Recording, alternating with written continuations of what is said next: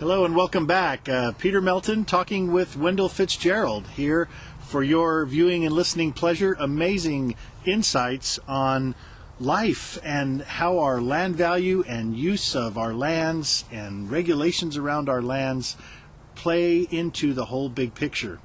And as we've been learning from the past 6 videos now, there's so much information and it ties into so many different aspects of our lives that I asked Wendell, what next? Okay, I'm beginning to get the hang of this, so where does this go from here? And here's what he had to say.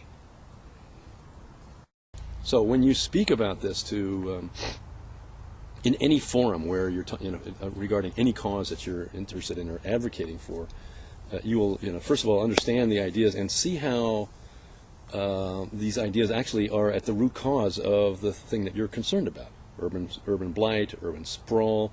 Every bit of all the environmental damage that's being done is all about land, all about people profiting from land and raping the land and exploiting land.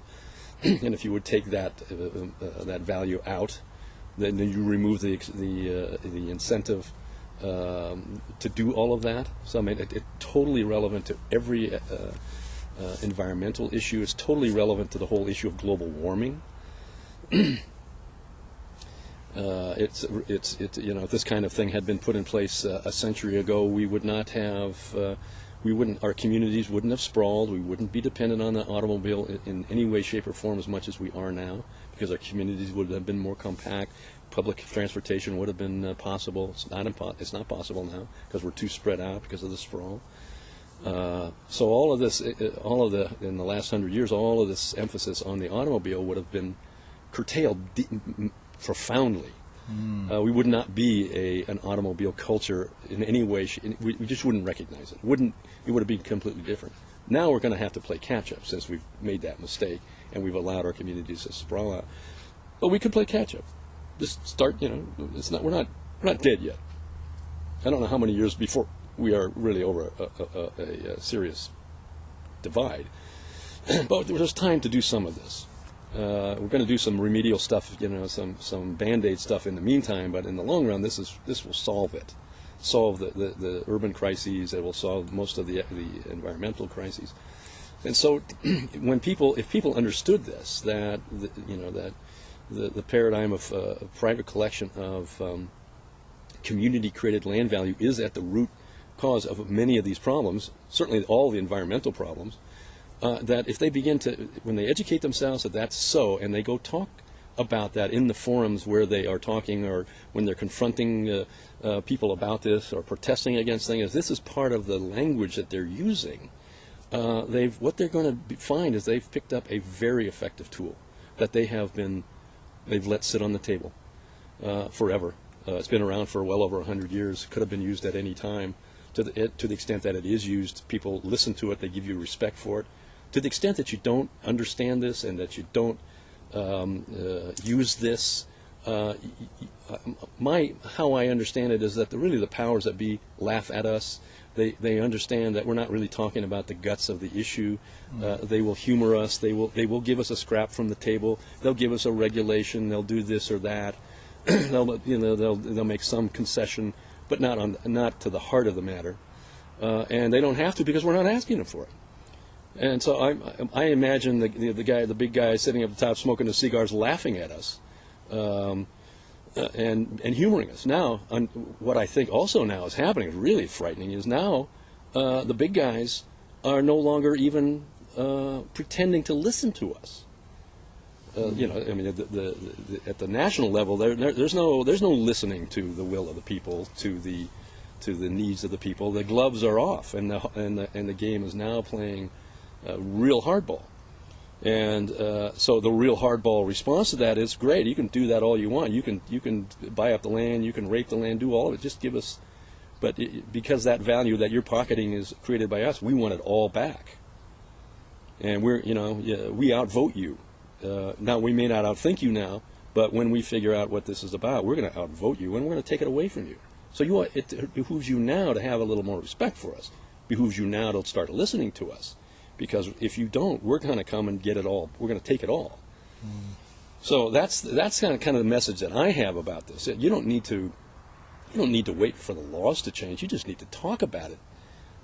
And there isn't any issue. I mean, I can't think of an issue where this doesn't apply. The housing, the affordability of housing issue, all the urban issues, all the sprawl issues, every environmental issue, the cutting of the old-growth redwoods is a wonderful case in point. The reason that the people want to cut that wonderful old-growth stuff is because it's incredibly valuable, and that value is the value that we, the people, have conferred on it. So if we say to them, okay, cut it down, but when you do, you have to give us 100% of that value, and demand that be done, demand of our legislators and the government that be done, these people won't be cutting down any old growth redwoods. They're going to say, okay, they're going to be looking for some other way to make money. Right now, it's a free lunch for them. It's too easy. It's free for them. Collecting community-created value is too easy. It's been the several thousand-year-old game that the wealthy have been playing and exploiting the rest of humanity for. So it's a game that needs to be up. Maybe it made sense in past to have this kind of thing go on. Feudalism sort of made sense, but feudalism now, because this is a form of feudalism. And the blame goes on capitalism. The blame goes on free enterprise. The blame goes on free markets. The blame goes on free trade. And when you look at it, that's another great issue. People who are unhappy with free trade, you have to understand that if you would actually solve the land question of socialized community-created land rents, free trade would actually benefit everybody. But under the current regime of private collection of ground rents, free trade is a curse. And the guy who wrote the book, Progress and Poverty, that I'm speaking from, Henry George, also wrote the book on free trade. And he said, yeah, free trade it benefits everybody in principle, but unless you're collecting community-created ground rents, it doesn't. All it does is drive up land values. Is that a different book, or is that a different the same book? What's it called? It's called Protection or Free Trade. And that book was read into the Library of Congress back in the 1870s when he wrote it, 1880s, and it's a brilliant piece of work. And the positive argument for free trade comes. I mean, he just capsulated it. Free trade makes a lot of sense. Communicating, cooperating with your fellow man around the world, then they do what they're better at, and we do what that makes sense. But the result of every piece of progress, as Henry George points out, and all the other economists understand this, is to drive up land values. And if you let those land values stay in the hands, that value stay in the hands of the private owners, then it's the relatively small percentage of humanity that gets to have this value for free, given to them because most of us agree. Oh yeah, not only agree with private ownership of land, which I totally agree with, but yeah, we agree that it's okay for the landowner to buy and sell and keep that value that we create and that we confer on his land. Now, if everybody was a landowner, that would be fine, but only 40% don't own nothing. 60% is said in this country own their homes, and half of those folks owe most of that to the bank. So they don't really own the home that they're in or the land that they're in.